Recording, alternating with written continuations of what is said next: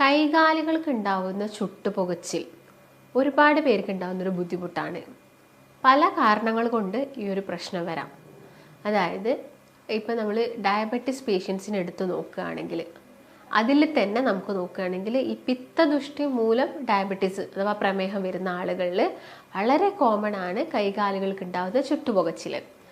അപ്പം ഇതിനുള്ള റീസൺ എന്ന് പറയുന്നത് അവരിൽ കൂടുതലായിട്ടും പ്രിഡോമിനൻ്റ് ആയിട്ട് നിൽക്കുന്ന ദോഷം പിത്തമായിരിക്കും. അതിന് ദുഷ്ടി വരുന്ന സമയത്ത് നമ്മുടെ ബോഡിയിൽ കാണിക്കുന്ന സിംറ്റമിൽ ഒന്നാണ് കാലിനും കൈക്കൊക്കെ വരുന്ന ചുട്ടുപുകച്ചിൽ, ഇടയ്ക്കിടയ്ക്ക് വരുന്ന മൂത്രശങ്ക, ഈ കാലുമൊക്കെ ഭയങ്കര റെഡ്, ഭയങ്കര ചുവന്ന നിറത്തിൽ കൈകാലുകളൊക്കെ നിൽക്കുന്നത്, അതുപോലെ തന്നെ നമുക്ക് അമിതമായിട്ട് വരുന്ന ദാഹം, അതുപോലെ തന്നെ ഇടയ്ക്കിടയ്ക്ക് വരുന്ന ലൂസ് മോഷൻ, അസിഡിറ്റിയുടെ പ്രശ്നങ്ങൾ, ഇതെല്ലാം തന്നെ ഇങ്ങനെയുള്ള ഒരു പ്രമേഹ രോഗികളിൽ കണ്ടുവരുന്നതാണ്. അപ്പം ഇവരിൽ വളരെ കോമൺ ആയിട്ട് കാണിക്കുന്ന ഒരു സംഭവമാണ് ഈ ചുട്ടുപുകച്ചിൽ എന്ന് പറയുന്നത്.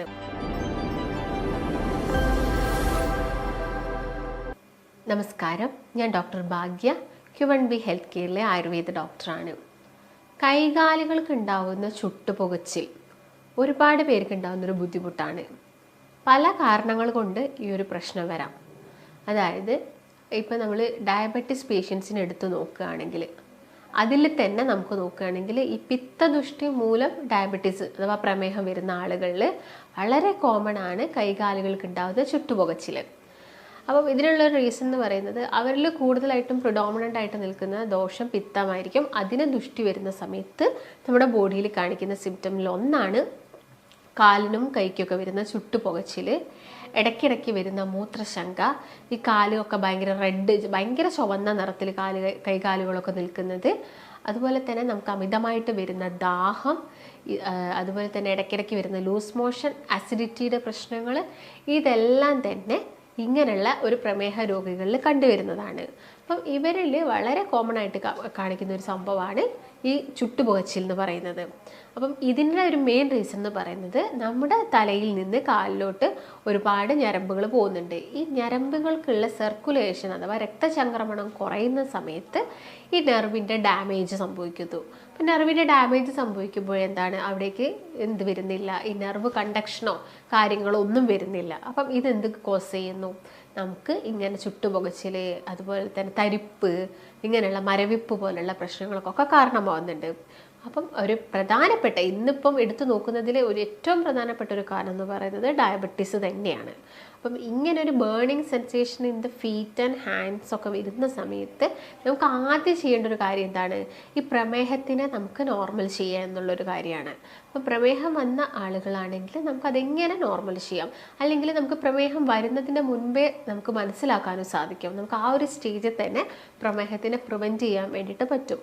അതായത് ഇപ്പം കുറച്ച് ലക്ഷണങ്ങൾ അവരുടെ ശരീരത്തിൽ കാണിക്കുന്നത് ഒന്നെന്ന് വെച്ചാൽ അമിതമായിട്ട് വിശപ്പുണ്ടാവുന്നു, അതുപോലെ തന്നെ അമിതമായിട്ട് വരുന്ന ദാഹമാണ്, പിന്നെ അവരുടെ ശരീരത്തിൽ വരുന്നൊരു വിയർപ്പ്, അതിനൊരു പ്രത്യേക ഒരു ഗന്ധമായിരിക്കും, ഒരു ദുർഗന്ധമായിരിക്കും അവരുടെ ശരീരത്തിലുണ്ടാകുന്നത്. അതുപോലെ അവർ ഒഴിക്കുന്ന മൂത്രത്തിനാണെങ്കിലും ഒരു പ്രത്യേക സ്മെല്ല് വരുന്നത്, അതുപോലെ തന്നെ അവർക്ക് വല്ലാത്തൊരു ക്ഷീണമൊക്കെ അനുഭവപ്പെടുക, ഇതെല്ലാം തന്നെ പ്രമേഹത്തിൻ്റെ മുന്നോടിയായിട്ട് നമ്മുടെ ശരീരത്തിൽ കാണിക്കുന്നതാണ്. ചില ആളുകളിലാണെങ്കിൽ നഖമെല്ലാം പെട്ടെന്ന് വളരുന്നു, അല്ലെങ്കിൽ അമിതമായിട്ടുള്ള രോമ വളർച്ച, ഇതെല്ലാം നിങ്ങളെ ബോഡിയിൽ പ്രമേഹം വരുന്നുണ്ട് എന്ന് കാണിക്കുന്ന ചില ലക്ഷണങ്ങളും കൂടിയാണ്. ഒരു പ്രായം എത്തിക്കഴിയുന്ന സമയത്താണ് പൊതുവെ എല്ലാവരിലും ഇത് കണ്ടുവരുന്നത്. എന്നാൽ ഇന്ന് നമ്മളെ ജീവിതശൈലി, ലൈഫ് സ്റ്റൈല് കാര്യങ്ങളൊക്കെ മാറിയതുകൊണ്ട് തന്നെ നമുക്കിത് നേരത്തെ പിടിപെടുന്നുണ്ട്. അപ്പോൾ ഇങ്ങനെയൊരു സ്റ്റേജസ്, അല്ലെങ്കിൽ ഇങ്ങനൊരു അമിതമായിട്ട് നിങ്ങൾക്ക് മധുരം കഴിക്കണം, പഞ്ചസാര കഴിക്കണം, അല്ലെങ്കിൽ ചോറ് കഴിക്കണം എന്നൊക്കെ തോന്നുന്നുണ്ടെങ്കിൽ, പാരമ്പര്യമായിട്ട് വീട്ടിൽ ആർക്കെങ്കിലും ഷുഗർ ഉണ്ടെങ്കിൽ നമ്മളതൊന്ന് ടെസ്റ്റ് ചെയ്യുന്നത് എപ്പോഴും നല്ലതാണ്. അപ്പോൾ ടെസ്റ്റ് ചെയ്തതിന് ശേഷം മറ്റെന്തെങ്കിലും പ്രശ്നങ്ങളുണ്ടെങ്കിൽ നിങ്ങൾ കാണിക്കുന്ന ഡോക്ടറോട് മറ്റുള്ള ആരോഗ്യ പ്രശ്നങ്ങളും ഇതിൻ്റെ കൂടെ പറഞ്ഞു കൊടുക്കുക. അപ്പോൾ ആ ഒരു രീതിയിൽ നിങ്ങൾ ട്രീറ്റ്മെൻറ്റ്സ് എടുക്കണം. അപ്പം ഇങ്ങനെ ഇപ്പോൾ പ്രമേഹ രോഗികളൊക്കെ കൂടിക്കൊണ്ടിരിക്കുകയാണ്. അപ്പോൾ നമുക്ക് പ്രമേഹം കുറയ്ക്കാൻ എന്താണെങ്കിലും മെഡിക്കേഷൻസ് ചില ആളുകൾക്ക് വേണ്ടി വരും. കാരണം അവർക്ക് ചിലപ്പോൾ ഒരു സ്റ്റേജ് എത്തി, ഞാൻ ഈ പറഞ്ഞ പോലെ തന്നെ ഞരമ്പിനെ ബാധിച്ചു, അല്ലെങ്കിൽ ചില ആളുകൾക്ക് അത് കണ്ണിനെ ബാധിച്ചു, വൃക്കയ്ക്ക് തകരാറ് വന്നു എന്നൊക്കെ നമ്മൾ കേൾക്കാറുണ്ട്. അപ്പം അങ്ങനെ ഒരു സ്റ്റേജ് എത്തുന്ന സമയത്ത് നമുക്ക് എന്താണെങ്കിലും മരുന്ന് അത്യാവശ്യമാണ്. അല്ലാത്ത പക്ഷം ആളുകളൊക്കെ ആണെങ്കിൽ നമുക്ക് ഡയറ്റൊക്കെ ട്രൈ ചെയ്താൽ നമുക്കിത് നോർമലാക്കാൻ പറ്റുന്നൊരു കണ്ടീഷനാണ്.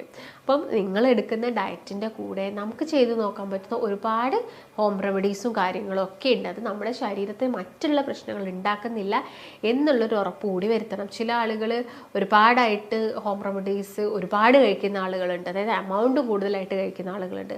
അതും നമുക്ക് ആരോഗ്യ പ്രശ്നങ്ങൾ ഉണ്ടാക്കും. നമ്മൾ കണ്ടിന്യൂസ് ആയിട്ടൊരു ഹോം റെമഡീസ് കഴിക്കുന്ന സമയത്തും അതും നമുക്ക് ബുദ്ധിമുട്ടുണ്ടാക്കാനുള്ള ചാൻസസ് ഒക്കെ കൂടുതലാണ്.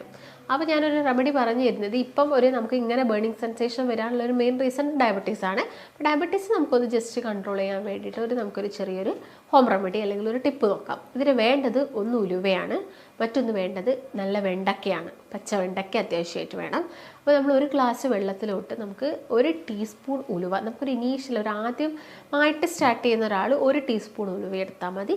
നമുക്ക് 1 ടീസ്പൂൺ ഉലുവ എന്ത് ചെയ്യാം, ഈ ഒരു ഗ്ലാസ് വെള്ളത്തിലിട്ട് വെച്ചിട്ട് ഇതിൻ്റെ അകത്തോട്ട് ഒരു 2 മുതൽ 3 വെണ്ടയ്ക്ക മുറിച്ചിട്ട് വെക്കുക. ഈ ഒരു ഗ്ലാസ് വെള്ളത്തിലോട്ട് ഈ വെണ്ടയ്ക്ക ചെറുതായിട്ട് മുറിച്ചിട്ട് വെച്ചിട്ട് എന്ത് ചെയ്യാം, ഓവർനൈറ്റ് ഇതൊന്ന് വെക്കുക.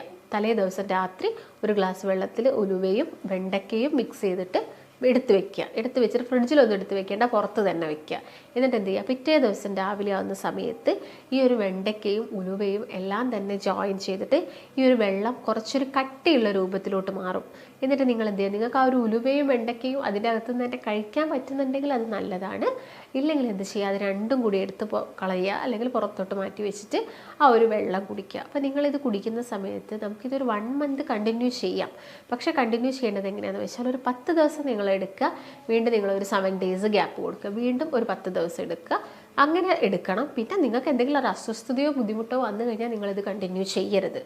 അപ്പോൾ ആദ്യത്തെ ഒരു 10 ദിവസം എടുത്ത് കഴിഞ്ഞതിന് ശേഷം നിങ്ങളൊന്ന് ജസ്റ്റ് ഒന്ന് നിങ്ങളുടെ HbA1c നോക്കുക, ഫാസ്റ്റിംഗ് ബ്ലഡ് ഷുഗർ നോക്കുക. അപ്പോൾ നമുക്ക് അതിൽ വരുന്ന ചേഞ്ചസും കാര്യങ്ങളൊക്കെ മനസ്സിലാക്കാൻ വേണ്ടിയിട്ട് സാധിക്കും. അപ്പോൾ നിങ്ങൾ ഓൾറെഡി മെഡിക്കേഷൻസ് എടുക്കുന്ന ആളുകളാണെങ്കിൽ ഒരിക്കലും മരുന്ന് സ്റ്റോപ്പ് ചെയ്യരുത്. മരുന്നിൻ്റെ കൂടെ തന്നെ ഇതൊന്ന് ട്രൈ ചെയ്യുക.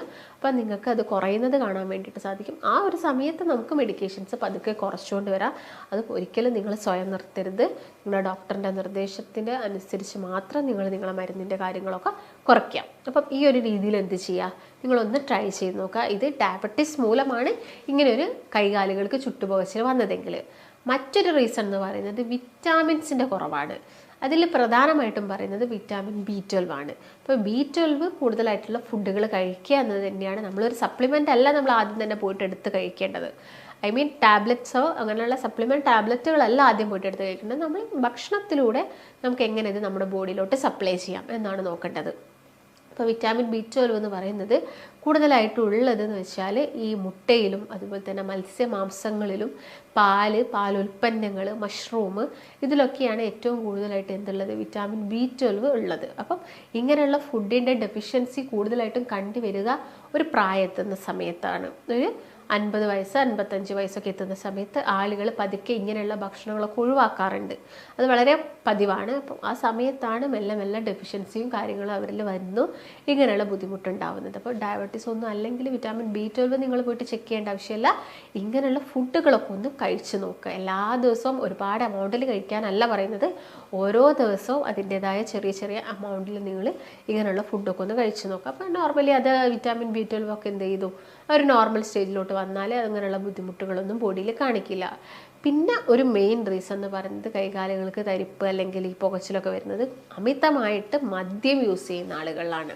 കൂടുതലായിട്ട് മദ്യം കഴിക്കുന്ന പുരുഷന്മാരിൽ കാണിക്കുന്ന ഒരു ബുദ്ധിമുട്ടാണ് കാലിൽ വരുന്ന തരിപ്പ്, പുകച്ചിൽ, ഉള്ളംകാലിൽ ചുട്ടുപുകച്ചിൽ എന്നൊക്കെ പറയുന്നത്. അപ്പം നമുക്ക് ആകെ ചെയ്യാൻ പറ്റുന്നൊരു കാര്യം ഇതെല്ലാം ചെയ്യുന്നത് എന്താണ്, നമ്മുടെ ഞരമ്പിനെ നശിപ്പിക്കുകയാണ്. ഈ ആൽക്കഹോൾ ആണെങ്കിലും ആൽക്കഹോളിലുള്ള കണ്ടൻസ് ഒക്കെ ആണെങ്കിലും നമ്മുടെ ഞരമ്പിനെ നശിപ്പിക്കുന്നത് കൊണ്ട് അവിടെ ന്യൂറോപ്പതി അല്ലെങ്കിൽ അവിടെ ഒരു ന്യൂറൈറ്റിസ്, ഒരു ഇൻഫ്ലമേഷൻ ഓഫ് ദ നെർവ്, നമ്മുടെ ഞരമ്പുകൾക്ക് നീർക്കെട്ടുകളും കാര്യങ്ങളും വരുന്നു.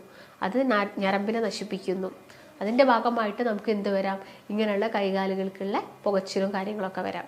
അപ്പം നമുക്ക് അവിടെ കാര്യം ചെയ്യാൻ പറ്റുന്നത് മദ്യം കുടിക്കുന്നത് ഒഴിവാക്കുക. അതാണ് മെയിൻ ചെയ്യാൻ പറ്റുന്നൊരു കാര്യം. പിന്നെ ഒരു റീസൺ എന്ന് പറയുന്നത് വെരിക്കോസ് വെയിൻ ആണ്. ഇപ്പോൾ വെരിക്കോസ് വെയിൻ എന്ന് പറയുമ്പോൾ ഈ കാലിൽ വരുന്ന ഞരമ്പുകൾക്ക് ഉണ്ടാകുന്ന ബുദ്ധിമുട്ടുകൾ തന്നെയാണ് അപ്പോൾ നമുക്ക് എന്ത് ചെയ്യണം, അവിടെ സർക്കുലേഷനൊക്കെ കൂട്ടാൻ വേണ്ടിയിട്ട് നിങ്ങൾ എന്ത് ചെയ്യുക, മസാജിങ് ചെയ്യുക. അപ്പോൾ വെരിക്കോസ് വെയിൻ വന്ന് അതൊരു സ്റ്റേജ് എത്തുമ്പോഴാണ് നമ്മൾ ശ്രദ്ധിക്കാതെ പോയിട്ട് അത് ഒരു സ്റ്റേജ് എത്തുമ്പോഴാണ് അത് അൾസറായിട്ട് മാറുന്നത്. അൾസറായിട്ട് മാറുന്ന സമയത്ത് അവിടെ പുകച്ചിലും ചുട്ടുപുകച്ചിലും നീറ്റലും വേദനയും കാര്യങ്ങളും ഒക്കെ തന്നെ ഉണ്ടാവും. അപ്പോൾ ഒരു വെരിക്കോസ് വെയിൻ വന്ന സമയത്ത് നിങ്ങൾ എന്ത് ചെയ്യുക, പ്രോപ്പറായിട്ടുള്ള ട്രീറ്റ്മെൻറ്റ്സും കാര്യങ്ങളും എടുത്താൽ നമുക്ക് ഇങ്ങനെയുള്ളൊരു സ്റ്റേജ് തടയാം. കാലിന് വരുന്ന കടച്ചിൽ, വേദന, ചില ആളുകളിൽ ഞരമ്പ് തള്ളി നിൽക്കുന്നത് നമുക്ക് കാണാൻ സാധിക്കും. എന്നാൽ എല്ലാവരിലും ഈ ഞരമ്പ് തള്ളി നിൽക്കണം എന്നില്ല. അപ്പം അങ്ങനെയുള്ള ആളുകളാണെങ്കിൽ എന്ത് ചെയ്യുക, ചെക്ക് ചെയ്യുക വെരിക്കോസ് വെയിൻ ഉണ്ടോ ഇല്ലയോ എന്നുള്ള കാര്യങ്ങളൊക്കെ ഒന്ന് നോക്കിയിട്ട് അതിന് വേണ്ടിയുള്ള ട്രീറ്റ്മെൻറ്റ്സും കാര്യങ്ങളൊക്കെ എടുക്കുക. അപ്പോൾ വെരിക്കോസ് വെയിൻ ഞാൻ പറഞ്ഞ പോലെ അൾസറായി കഴിഞ്ഞാൽ അത് അതിലും ബുദ്ധിമുട്ടുകളാണ് ഉണ്ടാക്കുന്നത്. അപ്പം അത് നോക്കുക, കാലൊക്കെ ഉയർത്തി വെച്ച് കിടക്കുക. കാലിന് വേണമെങ്കിൽ നിങ്ങൾക്ക് സോക്സും കാര്യങ്ങളൊക്കെ അവൈലബിൾ ആണ് അതിന് വേണ്ട. അപ്പോൾ അങ്ങനെയുള്ളതൊക്കെ യൂസ് ചെയ്യുക നിങ്ങൾ. പിന്നെ ഞാൻ നേരത്തെ പറഞ്ഞപ്പോൾ തന്നെ എപ്പോഴും ഒരു മസാജ് കൊടുക്കുക. നിങ്ങൾ വെറുതെ ഇരിക്കുന്ന സമയത്താണെങ്കിലും കാല് ഉയർത്തി വെക്കുന്നത് എപ്പോഴും നന്നായിരിക്കും. കൂടുതൽ സമയം നിൽക്കുന്നത് പരമാവധി കുറയ്ക്കുക. കുളിക്കുന്നതിന് മുൻപ് കാലിനൊക്കെ ഒരു മേലോട്ട്, താഴ്ഭാഗത്ത് നിന്ന് മുകൾ ഭാഗത്തോട്ട് ഒരു മസാജ് എപ്പോഴും കൊടുത്തുകൊണ്ട് നിൽക്കുക. അതൊക്കെയാണ് നമുക്ക് പ്രത്യേകം വെരിക്കോസ് വെയിൻ ഉള്ള ആളുകൾ ശ്രദ്ധിക്കേണ്ടത്. അപ്പോൾ പ്രധാനമായിട്ടും കാലിന് വരുന്ന പുകച്ചിലും മരവിപ്പ് എന്നൊക്കെ പറയുന്നത് ഒന്നെങ്കിൽ വൈറ്റമിൻ ഡെഫിഷ്യൻസി, ഇല്ലെങ്കിൽ ഡയബറ്റീസ് മൂലമാണ്, അല്ലെങ്കിൽ ഞാൻ ഈ പറഞ്ഞ വെരിക്കോസ് വെയിൻ്റെ പ്രശ്നങ്ങളൊക്കെയാണ് ആളുകളിൽ വളരെ കോമൺ ആയിട്ട്. ഇല്ലെങ്കിൽ പുരുഷന്മാരിലൊക്കെ ആണെങ്കിൽ അമിതമായിട്ടുള്ള പുകവലിയും ഇങ്ങനെയുള്ള ഞരമ്പുകളിൽ ബ്ലോക്ക് ഉണ്ടാക്കാൻ കാരണമാകുന്നത്. ഈ ഒരു ബ്ലോക്ക് മൂലവും നമുക്ക് എന്തായിരിക്കാം, ആ ഭാഗത്തേക്ക് സർക്കുലേഷൻ ഇല്ലെങ്കിൽ അവിടെ നമുക്ക് വരുന്നത് ബ്ലോക്കേജ് ആണ്. രക്തയോട്ടം ഇല്ലെങ്കിൽ നമുക്ക് ബേണിംഗ് സെൻസേഷൻ വരാനുള്ള ചാൻസസ് ഉണ്ട്. അപ്പോൾ എന്ത് ചെയ്യാം, ഇങ്ങനെയുള്ള എന്ത് കണ്ടീഷൻ മൂലമാണ് ഇത് വരുന്നത് എന്നൊന്ന് നോക്കുക. അതിന് വേണ്ടിയിട്ടുള്ള പ്രോപ്പറായിട്ടുള്ള ട്രീറ്റ്മെൻറ്റ്സും കാര്യങ്ങളും ഒക്കെ എടുക്കുക. കറക്റ്റ് രീതിയിലുള്ള ഫുഡും പ്രോട്ടീൻസും ഫോളോ ചെയ്യാം. ഇപ്പോൾ നമുക്ക് അറിയാവുന്നതാണ് ഇഞ്ചി എന്ന് പറയുന്നത്. അപ്പം ഇഞ്ചിയൊക്കെ ഇട്ടിട്ട് നമുക്ക് എന്ത് ചെയ്യാം, ഈ ഒരു ചായയൊക്കെ കുടിക്കുന്നതൊക്കെ, എല്ലാ ദിവസവും ചായ കുടിക്കുന്നതൊക്കെ എന്താണ് നല്ലതാണ്. വലിയൊരു പീസ് ഇഞ്ചീൻ്റെ ആവശ്യമൊന്നുമില്ല, വളരെ ഒരു ചെറിയൊരു ഭാഗം, ഒരു കാൽഭാഗം ഇഞ്ചിയൊക്കെ നിങ്ങൾ കഴിക്കുന്നതൊക്കെ നല്ലതാണ്. പിന്നെ ഈ ഹൈപ്പോതൈറോയിഡിസം ഉള്ള ആളുകളിലും ഇങ്ങനെ തന്നെ കാലിനൊക്കെ ചുട്ടുപൊച്ചിലും കാര്യങ്ങളൊക്കെ വളരെ കോമൺ ആയിട്ട് പറയുന്നതാണ്. അപ്പോൾ അതിന് വേണ്ടിയിട്ടുള്ള ട്രീറ്റ്മെൻറ്റ്സ് എടുത്തിട്ട് ഹോർമോൺസിനൊക്കെ നേരെയാക്കുക എന്നുള്ളതാണ്. പിന്നെ വെയിറ്റ് കൂടുന്ന സമയത്തും പറയാറുണ്ട്. അപ്പോൾ വെയിറ്റ് കൂടുന്ന സമയത്ത് നോർമലി വെയിറ്റ് കുറയ്ക്കുക എന്നുള്ളതാണ് നമുക്ക് ചെയ്യാൻ പറ്റുന്നൊരു കാര്യം. അല്ലാതെ അങ്ങനെയുള്ള ബുദ്ധിമുട്ടിന് ഓവറായിട്ട് മെഡിസിൻസ് ഒന്നും കഴിച്ച് നമ്മുടെ ശരീരത്തിനെ അല്ലെങ്കിൽ ഇമ്മ്യൂണിറ്റിനെ ഒന്നും നശിപ്പിക്കാതിരിക്കുക.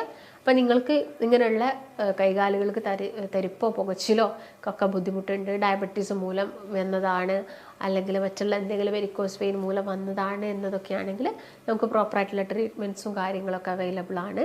അപ്പോൾ നിങ്ങൾക്ക് ബുദ്ധിമുട്ടുണ്ടെങ്കിൽ നിങ്ങൾക്ക് താഴെ കാണുന്ന നമ്പറിൽ കോൺടാക്റ്റ് ചെയ്യാം. നമുക്ക് മറ്റൊരു നല്ല ഹെൽത്ത് ടോപ്പിക്കുമായിട്ട് വീണ്ടും കാണാം. നന്ദി.